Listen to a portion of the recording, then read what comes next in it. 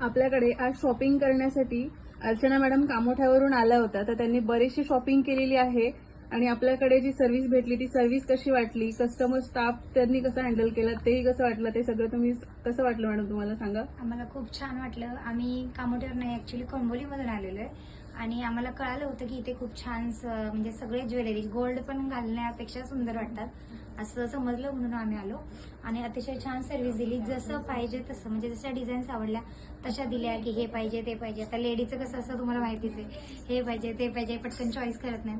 परंतु कुठल्याही प्रकारचा राग किंवा हे त्यांच्याकडे अजिबात नव्हता. त्यांनी पाहिजे ती गोष्ट पाहिजे तेव्हा दिली, त्यामुळे आम्ही एवढी छान शॉपिंग करू शकतो. ओके, काय शॉपिंग केले मॅडम, दाखवा एक वेळेस तुम्ही. आम्ही एक हार घेतलाय, हा हार घेतलेला आहे, पुन्हा ब्रेसलेट, चेन आणि अंगठी कानातले, आणि यांनी मॅडम माझ्या सोबत होत्या, त्यांनी खूप मस्त हार घेतलेले, 2-3 हार घेतलेले आहे. ओके मॅडम, तुम्ही एवढी शॉपिंग केल्यानंतर तुम्हाला गिफ्ट काय भेटलेलं आहे? आणि आम्हाला एवढं गिफ्ट घेतलं, गडवाल पैठणी भेटलेली आहे आणि चेनही भेटलेली आहे, ही साडी.